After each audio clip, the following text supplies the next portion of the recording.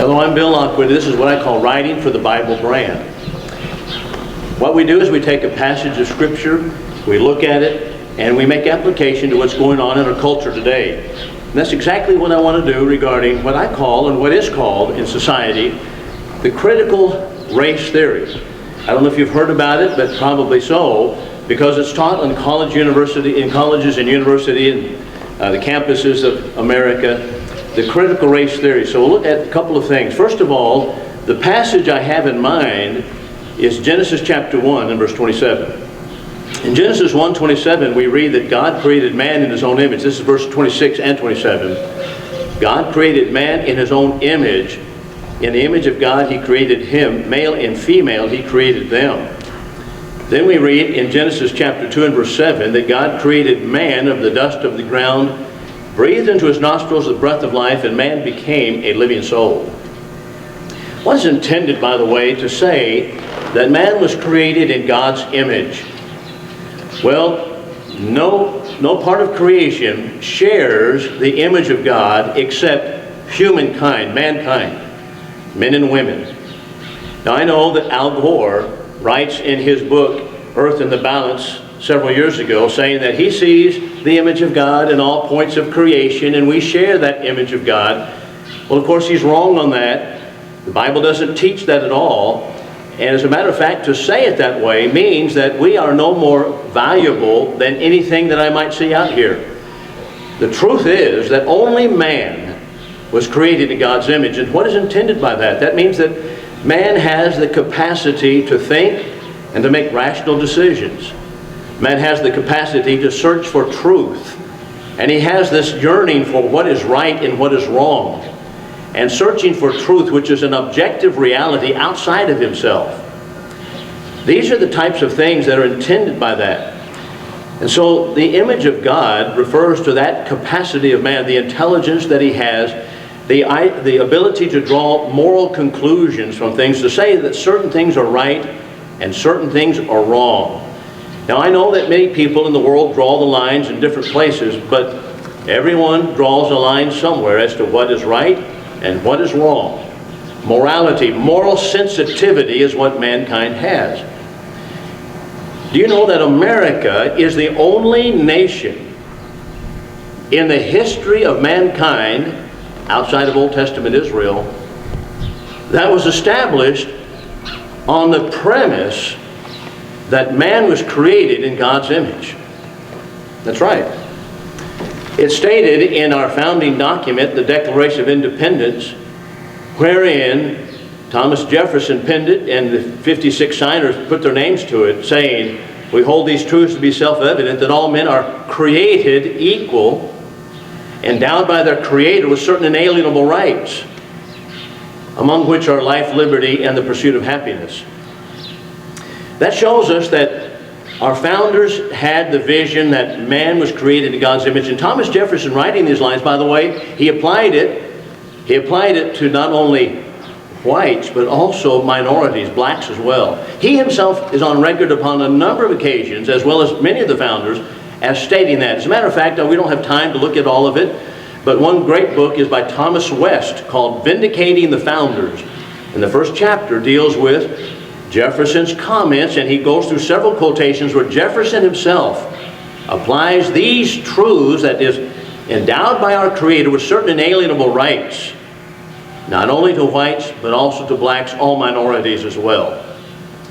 Now that doesn't mean that America's not had problems, and that doesn't mean that we've been able to solve all of those problems on a basis that makes everybody happy, but nevertheless, that's the premise upon which our entire nation is built. But you know, there is a movement today that hates America. And it's taught in the universities, called the critical race theory. And it hates America because it hates the concept of natural rights that individuals have. Individuals. And instead, they want to lump everybody together, as Karl Marx did, into groups in masses of people. So, for example, as a matter of fact, critical race theory has entered into every avenue of study and every avenue of learning today, whether it be the arts, in the sciences, whether it be in mathematics. Matter of fact, there's a woman, a black woman, who regarding mathematics says, well, 2 + 2 = 4, that's a white man's construct. That is crazy talk. But that's the way they look at it. That is, there's no right and there's no wrong. There is no moral sensitivity. There's nothing at all that is out of bounds. Everything, of course, is jettisoned, and all morals are not absolute, but they are, of course, the opposite of that, and that is that every man does right which is right in his own eyes. That's critical race theory. So it groups people into masses of blocks of people by race. But the critical race theory goes further than that. It tells us that the problems of society, American society, Western culture, is white people is the problem, whites. How does that work? In Seattle, just this last several months ago, they had a training that was mandatory for city employees. And they were to be trained in the critical race theory.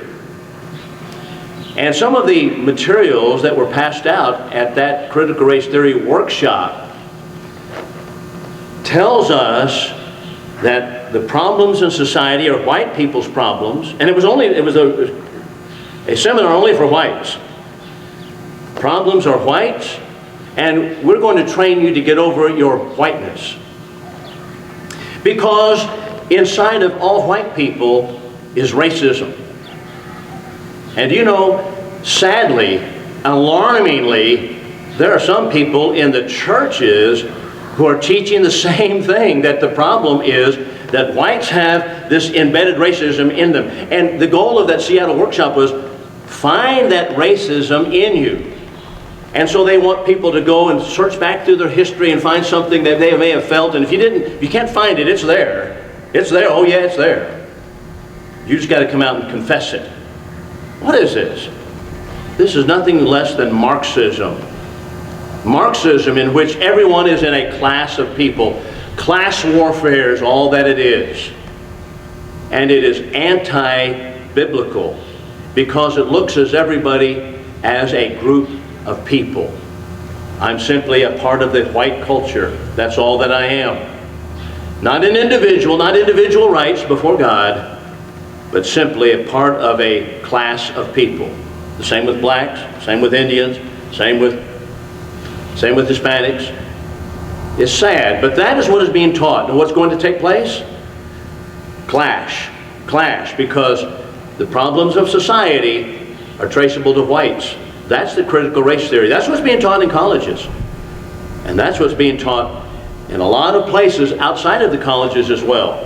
What we need is to get back to the Bible, Ride for the Bible brand. We didn't have so many Al Gores of the world who don't read accurately the text. We might understand that God created man in his own image, and every individual is just that, an individual with rights before God. Isn't that great to have that? Only the Bible and only America goes back to the Bible with that. That's what I call writing for the Bible brand.